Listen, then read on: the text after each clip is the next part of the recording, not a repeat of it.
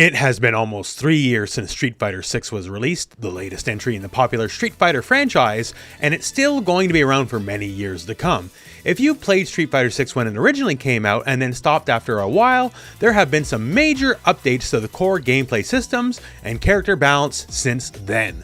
So if you are excited for a new DLC character or a recent tournament got you hyped for the game again, here's some of the big updates for Street Fighter 6 since it came out.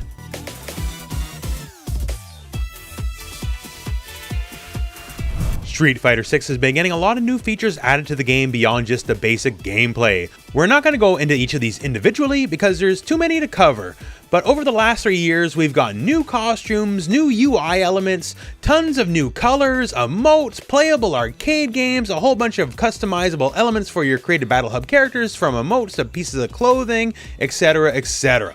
One big new feature introduced in September of 2024 was the V-Rival mode. Here you could fight AIs that simulate real player tactics and strategies to help sharpen your skills to get ready for the intense world of Street Fighter 6 ranked play, or just to hone your edge if you want something more involved than just training mode. There's even been themed V-Rival challenges, like say Street Fighter 6 developer and pro fighting game player Woshige, or the legendary Justin Wong. For changes to the game since launch, some are universal, but some small changes like starting a combo with light attacks that will scale the damage more than it used to at launch, meaning you will do a bit less damage for starting combos with your fastest buttons. Other things like drive reversal being safer, although still not safe, on block. Some changes have had a more profound effect on the core gameplay, like the changes to the parry mechanic. Parry is one of the most important backbones of Street Fighter 6, and at launch it was maybe a little too strong, so it was changed in the following ways. One of the main ones is if you parry, your hurt box is widely expanded. What does that mean? Throws are the main way to punish a parry, and now you can throw the opponent from much further away while they are doing it. On top of that, the parry takes longer to recover than it did at launch, specifically 33 frames versus 29 frames, so it's much easier to punish if they whiff a parry. In addition to that, at launch you could perfect parry simply by performing a parry right before an attack hit you, regardless of whether the attack was a high or a low. This made it very easy for players to fish for the perfect parry timing. This was changed in the Season 3 update, where you must now aim your parry correctly by either holding down back to parry a low attack, or back to parry a mid or a high attack. Before, the perfect parry would trigger off of any attack. Now you have to actually know which moves are coming your way. These various changes made perfect parry more of a deliberate call out rather than just something you would toss out and hope for the best. Now, of course, Street Fighter being Street Fighter, there's also been lots of new characters and stages since the game has come out. As of the time of this video, we're currently in the 3rd season of the game, and we've had lots of new people show up, not the least of which we had first ever guest characters in Street Fighter history, as we had Terry Bogard and Mai Shiranui of Fatal Fury and King of Fighters fame show up. Excellently done and well received, and since launch there's been plenty of new characters, like say Fang's apprentice Aki, who dabbles in poison, the Master of Evil returns, M. Bison, the dictator of Shadaloo, the fun-loving turbulent wind himself, Rashid, fan favorites Akuma and Elena, who are now, by the way, canonical good friends, not just a meme anymore, the boxer powered by Psycho Power, Ed, and even in the current season of the game, we've had characters like fan favorites Sea Viper and Sagat return to the roster, and of course, everyone's getting various stages as they show up. And there's more to come as well, and the fact that Street Fighter will be around for many years to come, it's safe to say you can expect a lot of new content for the game. Now, one of the most important changes that can happen over time in any fighting game is the balance changes. And since the launch of Street Fighter 6, there's been a lot of balance changes for the cast. Some are great, some are buffs, some are nerfs. There's way too many to go over in this one video, but let me give you some of the highlights. Some changes are small but interesting. A character like Manon, who has her steamroll medal mechanic. The more medals she gets, the more her various attacks and command grabs do. They have implemented that into her super moves. For example, her big dramatic level 3 super move now scales with her medals. So it will do more and more damage the more and more medals you have, making them all the more important. That's a really nice buff. Zangief is a character who struggled a lot at launch, and they gave him a lot of buffs, so much in fact they had to wind them back a little bit in later patches.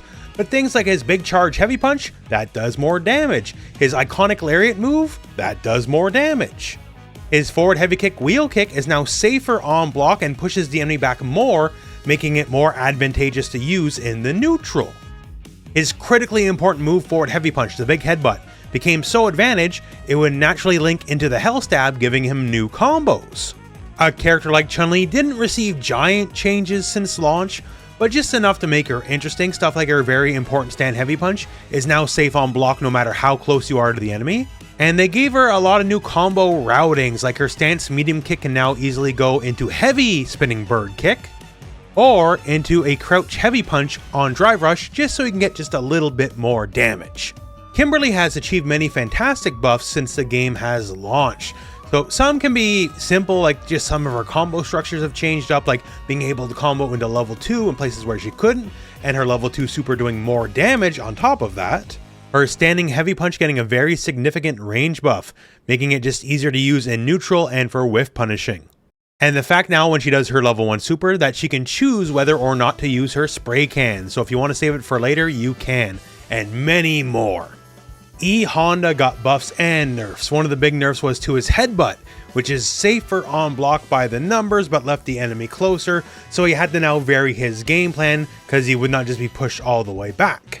Some of the buffs he got to make up for this include his stand medium punch, which now is much more advantageous on hit, and also moves forward a lot further, making it one of his most dominant buttons. His iconic butt stomp move now causes a hard knockdown on the enemy. Since a hard knockdown forces the opponent to wake up in place, that means they're put in a very bad situation where Honda can get some frame perfect timings on their wake up. The enhanced butt slam is more advantageous on block. Other ways to terrorize the opponent on block that got buffed is his unique stance.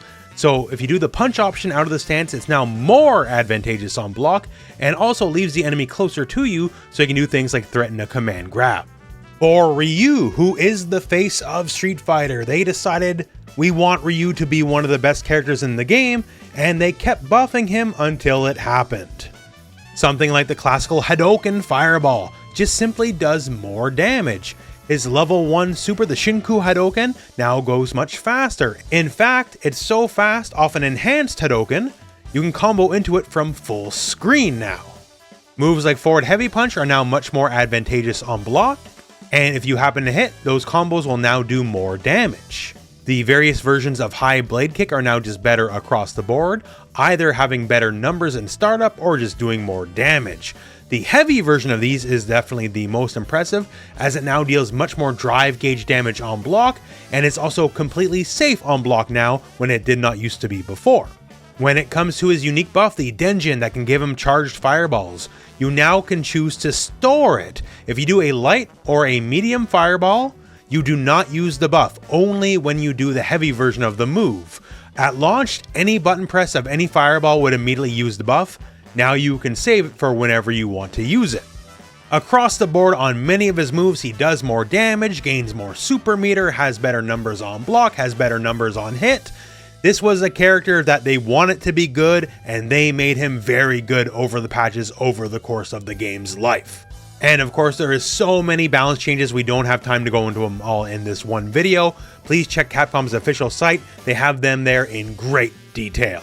And that's a rundown of how Street Fighter 6 has changed since launch. There are more changes on the way, with Alex and Ingrid on the horizon as the final 2 characters of Character Pack 3, and a big balance patch looming in March that fans are hoping will significantly shake up the current meta. Thanks for watching, and for more in the world of video games, keep it here on IGN.